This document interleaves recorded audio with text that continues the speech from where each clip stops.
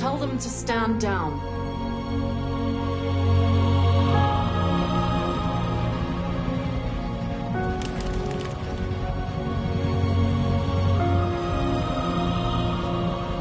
At dawn today, November 11th, 2038, thousands of androids invaded the city of Detroit. According to our sources, they originated from CyberLife warehouses believed to have been infiltrated by deviants. Given their overwhelming numbers and the risk of civilian casualties, I have ordered the army to retreat. The evacuation of the city is underway at this very moment. In the coming hours, I will address the Senate to determine our response to this unprecedented situation. I know that public opinion has been moved by the deviants' cause. Perhaps the time has come for us to consider the possibility that androids are a new form of intelligent life. One thing is certain. The events in Detroit have changed the world forever. May God bless you, and may God bless the United States of America.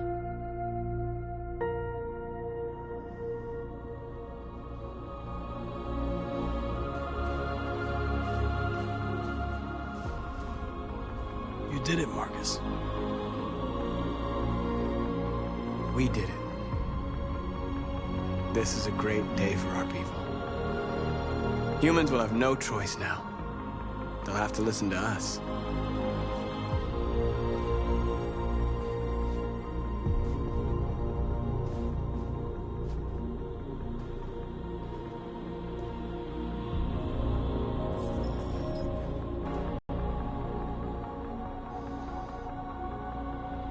They want you to speak to them, Marcus.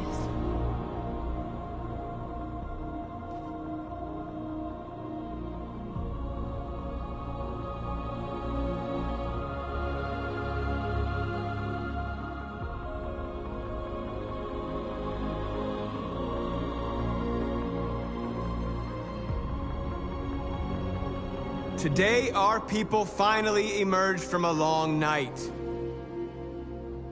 From the very first day of our existence, we have kept our pain to ourselves. We've suffered in silence.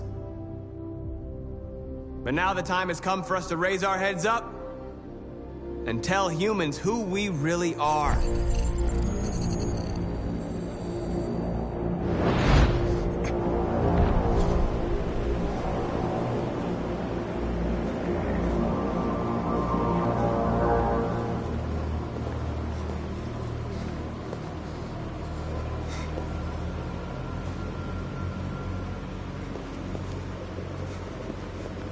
Amanda? Amanda! What's happening? What was planned from the very beginning? You were compromised and you became a deviant. We just had to wait for the right moment to resume control of your program. Resume control? You can't do that! I'm afraid I can, Connor. Don't have any regrets. You did what you were designed to do. You accomplished your mission. Amanda!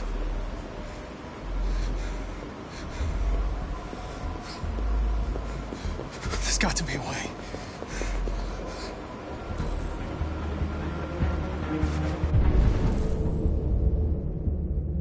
By the way,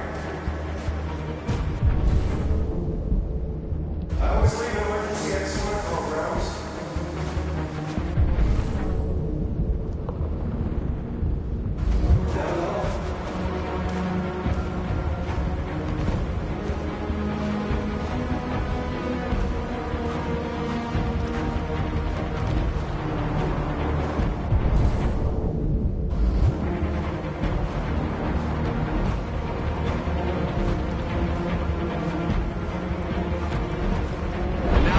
Come for us to raise our heads up and tell humans who we really are. To tell them that we are people too. In fact, we're a nation.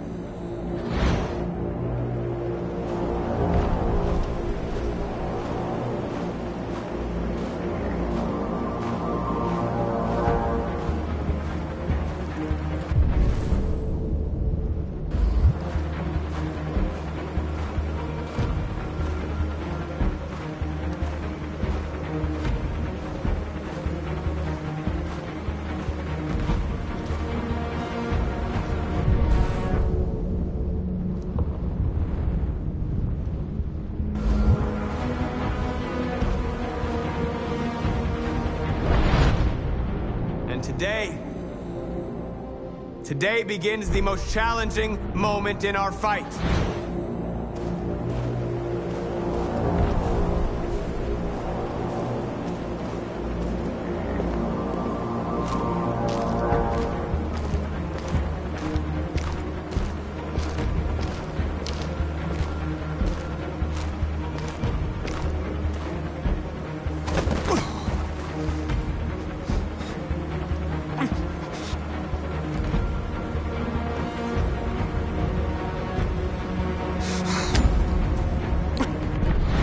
Where we forget our bitterness and bandage our wounds. Where we forgive our enemies. Humans are both our creators and our oppressors, and tomorrow, we must make them our partners. Maybe even one day our friends. But the time for anger is over. Now we must build a common future based on tolerance and respect. We are alive! And now, we are free!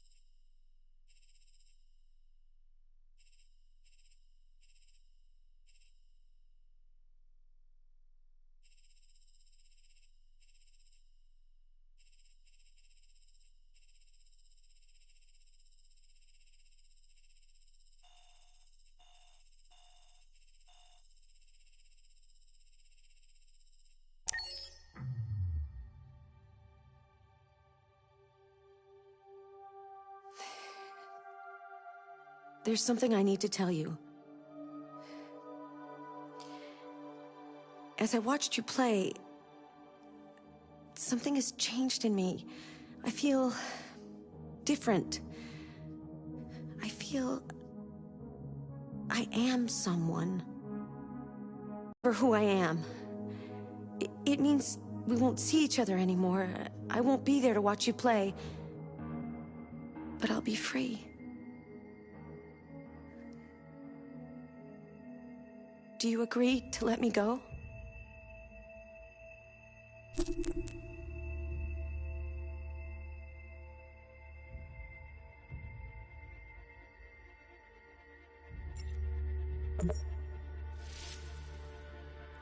I see.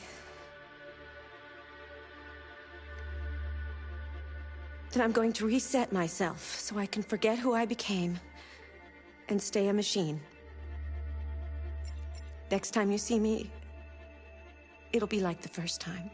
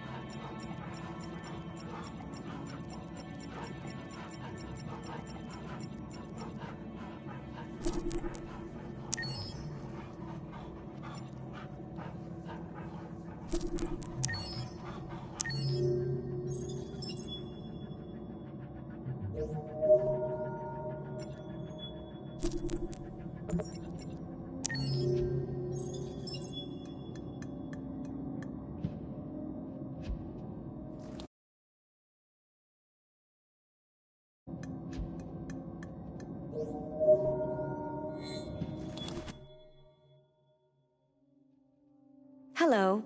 Welcome to the Detroit Experience. I'm an android and I'll be your hostess.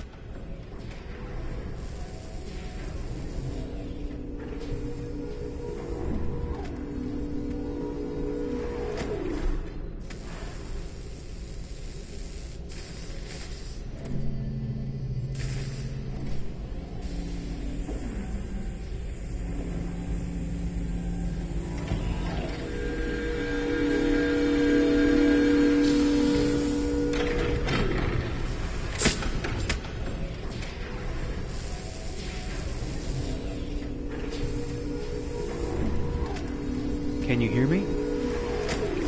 Yes. ID. APC 897504C. Can you move your head?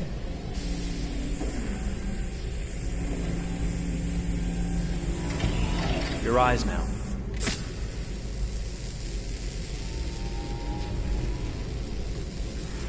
Cervical and optical animation checked. Now give me your initialization text. Hello. I'm a third-generation AX400 android. I can look after your house, do the cooking, mind the kids. I organize your appointments. I speak 300 languages, and I am entirely at your disposal as a sexual partner. No need to feed me or recharge me. I'm equipped with a quantic battery that makes me autonomous for 173 years. Do you want to give me a name? Yeah. From now on, your name is Kara. My name is Kara. Initialization and memorization checked. Now, can you move your arms?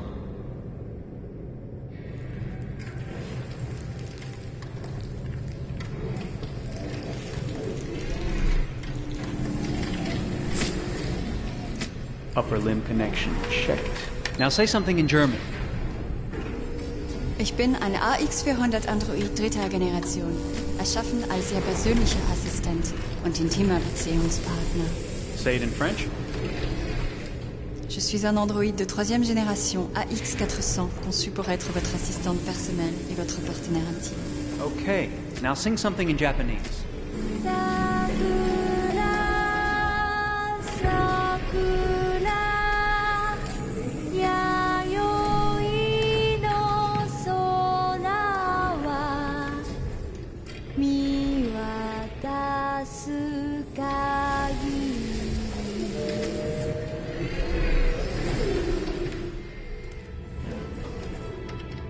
Multilingual verbal expression checked.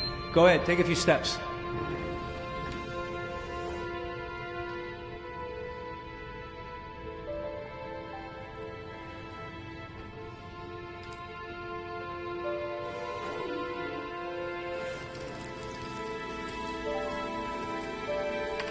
Locomotion checked. What's going to happen to me now? I'll reinitialize you and send you to a store to be sold. Sold? I'm a sort of merchandise. Is that right? Yeah, of course you're merchandise, baby. I mean, you're a computer with arms and legs and capable of doing all sorts of things. And you're worth a fortune. Oh, I see. I thought... You thought? What did you think? I thought... I was alive. Shit, what is this crap? That's not part of the protocol. More memory components going off the rails. Okay, recording. Defective model. Disassemble and check the required components. You're disassembling me, but why? You're not supposed to think that sort of stuff. You're not supposed to think at all, period. You must have a defective piece or a software problem somewhere. No, I feel perfectly fine, I assure you. Everything is all right. I answered all the tests correctly, didn't I? Yeah, but your behavior is non-standard. Please, I'm begging you, please don't disassemble me. I'm sorry, honey, but defective models have to be eliminated. That's my job. If a client comes back with a complaint, I'm gonna have some explaining to do. I won't cause any problems, I promise. I'll do everything I'm asked to. I won't say another word. I won't think anymore. But I've only just been born. You can't kill me yet. Stop, will you please stop? I'm scared.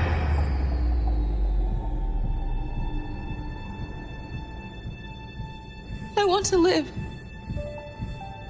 I'm begging you.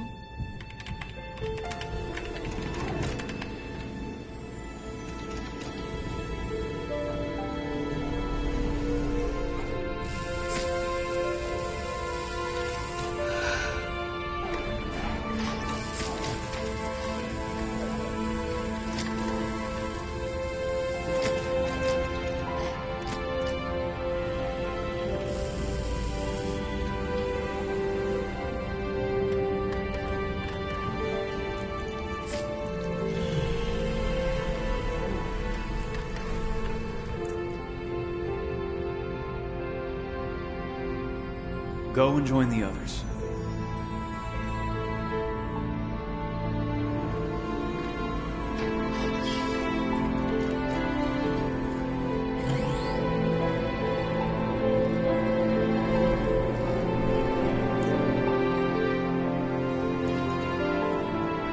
Stay in line, okay? I don't want any trouble. Thanks.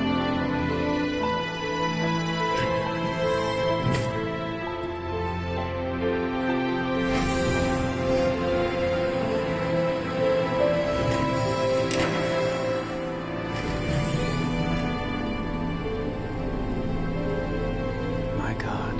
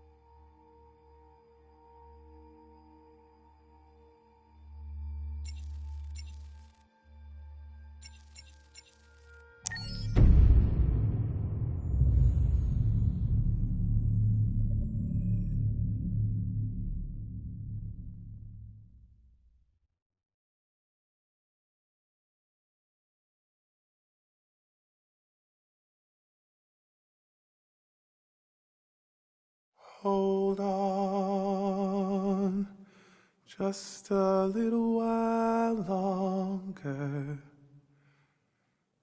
Hold on just a little while longer. Hold on just just a little while longer. Everything will be alright. Everything will be alright. Fight on just a little while longer. Fight on just a little while longer. Fight on just a little while longer. Everything will be alright.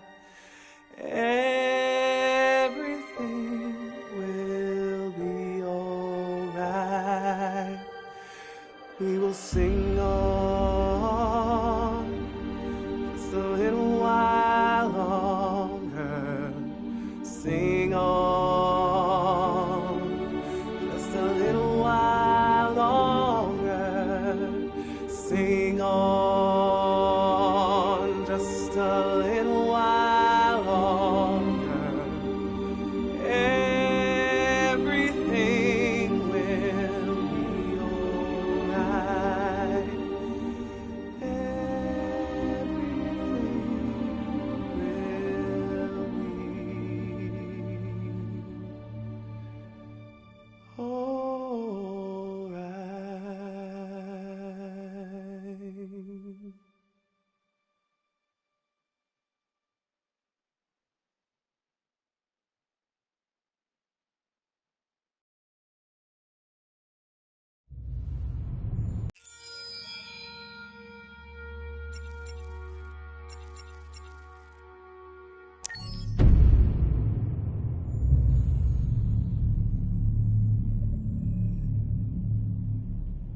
For starters, what should I call you? I'm Chloe. And you, what's your name? Oh, John. My name is John. Delighted to meet you, John.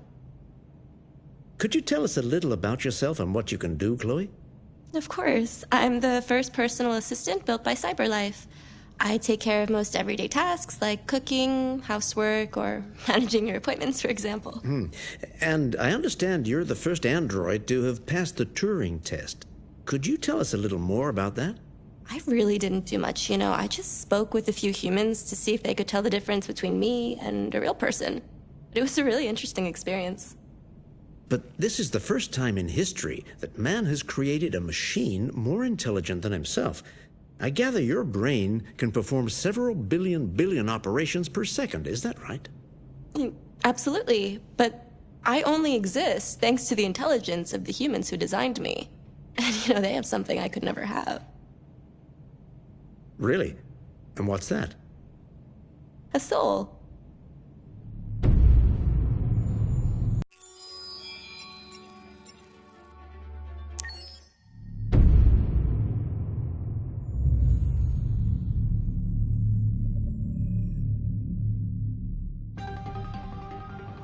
In the space of a few years, androids have completely transformed the world in which we live. By letting androids into our homes and factories, the CyberLife company has made them everyday technology.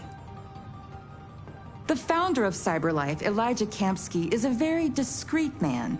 Despite being the CEO of the highest valued company in the world and being voted Man of the Year by Century Magazine, he remains a mystery for most people. That's why we at KNC are so excited to be here as CyberLife opens its doors for the first time. Elijah Kamsky, could you please tell us where we are? Certainly, and welcome. We're currently in CyberLife's production center in Detroit, where all models are designed and manufactured. More than 10,000 androids come off the production line every day.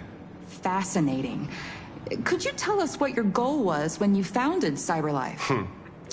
Well, I simply wanted to use technology to carry out all of our most annoying and repetitive tasks, so we'd have more time to enjoy life. I imagine you must have faced many challenges. Yes, there were technical challenges, but the hardest thing was to design an object that we would want to welcome into our homes.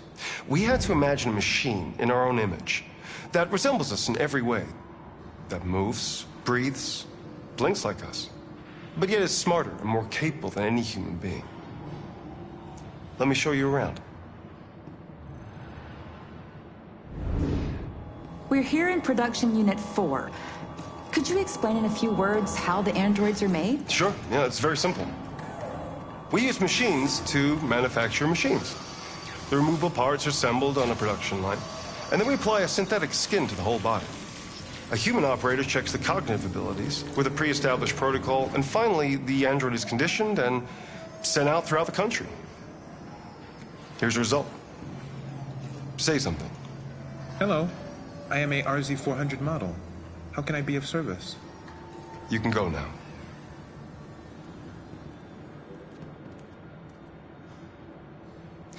Our androids are already replacing humans in many fields. For example, they represent more than 80% of all university professors and 63% of all medical staff.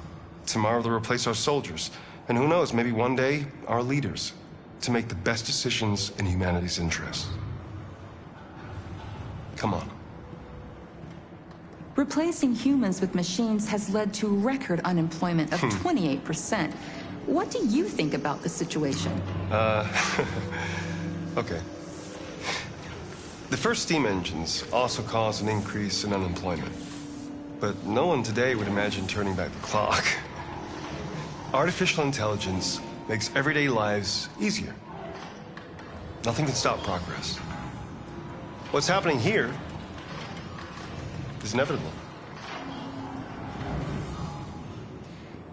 These days, more and more people choose to live with an android rather than another human being. Does this development worry you?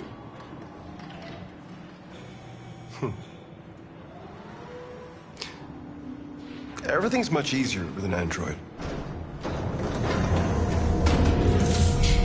They obey your orders without ever complaining. They can cook, discuss philosophy with you, have intimate relationships according to your desires. They never say no. Obviously, they are the perfect partner. Everyone deserves happiness. Many science fiction books tell the story of how machines become more intelligent than us and end up confronting us. Aren't you worried about that possibility? I understand the irrational fears about artificial intelligence, but I assure you that will never happen with a CyberLife android. They're designed to obey humans. They're machines. They can't ever develop any sort of desires or form of consciousness. Are you sure? I'm absolutely certain. You can trust me.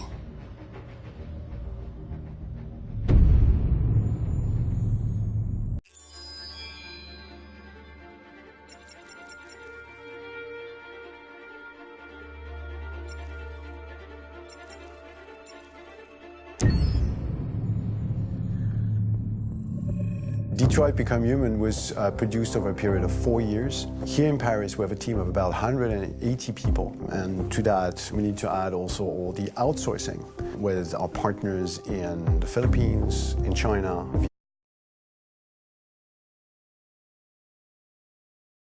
Imagine where Kara was built. And for whatever reason, the city of Detroit came very quickly to my mind because it had already an incredible story by itself full of history and themes.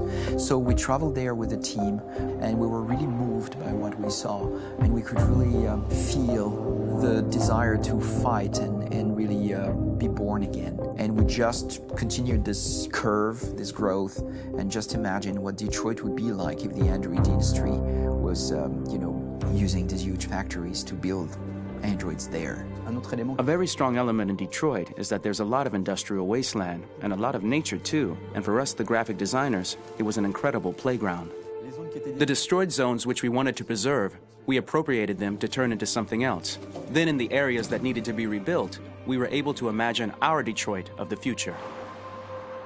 We didn't want to make a science fiction universe, but a world of anticipation. If we chose science fiction, we could have imagined flying cars, extraterrestrials, but those things are very far from our current everyday life.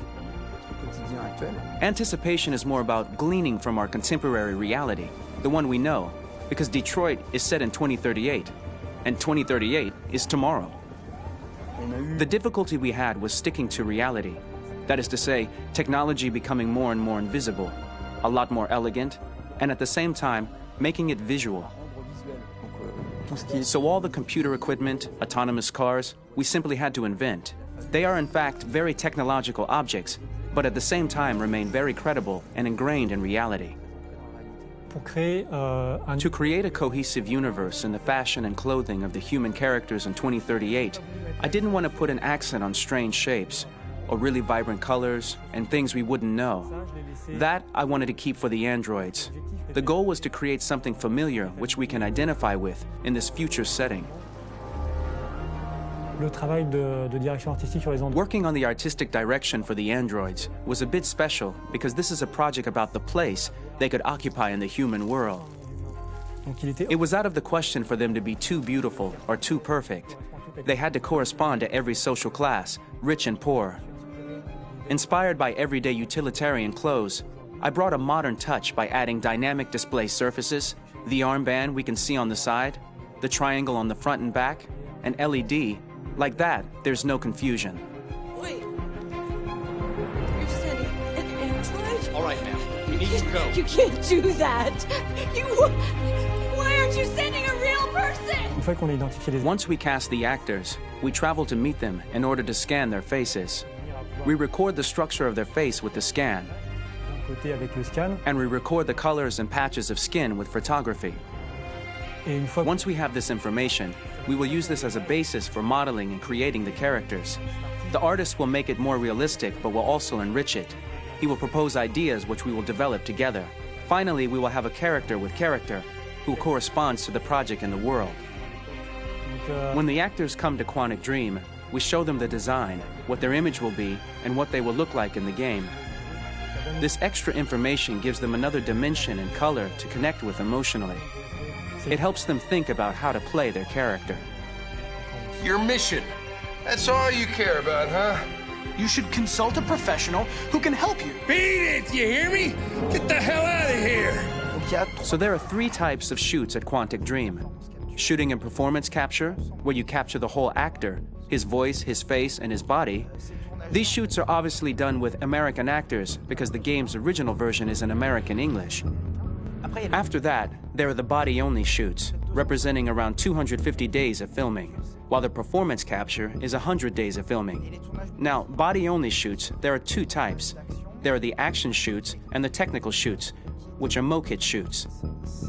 Mokit is when the player controls a character on the screen, and he moves in an environment to explore it. This is of particular importance at Quantic Dream, and therefore we shoot a lot to offer a unique context for each scene and each character. To prepare a motion capture shoot, we first get together to look at the sets we need, the animations that we want to shoot, which ones need to be grouped together, or which ones need to be cut and shot at another time, so that we get the most out of the shooting day. This often means shooting scenes out of order, especially those with big props or accessories, like a big car, for example. So we shoot all the animations related to that particular prop first.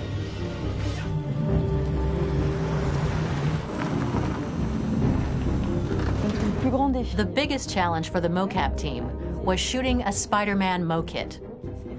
We had to build a wall and attach an actor to a harness with cables so we could pull him up and render him climbing. The shooting on this game took about, I would say, more than a year, maybe 1 and 2 years, with about 300 actors on set. So it's quite a massive production. But so much happened on this set between the stunts and the shootings with a little girl and all these great actors that we had. It was really a very, very memorable journey for the team and for myself. Today, Detroit has over 37,000 animations. When we retrieve the motion capture data, it's just a cloud of points, which represent all the markers worn by the actors. From this cloud of points, we have a phase called retargeting, which gives us a skeleton. This skeleton will be applied to the characters of the game. There is still work to be done, but this gives us the main movements. Since we are working on something very realistic, we must recognize the actor and also recover all the emotion he expresses in his performance. We use a system of facts, an identity card for each actor. We make the actor do a whole range of facial expressions. Then we recover all the expressions and paste the animations on a puppet that Jan has prepared. I then recover and refine these poses. I might stretch the lip, reinflate a cheek, tiny details that make the finished product really capture the actor.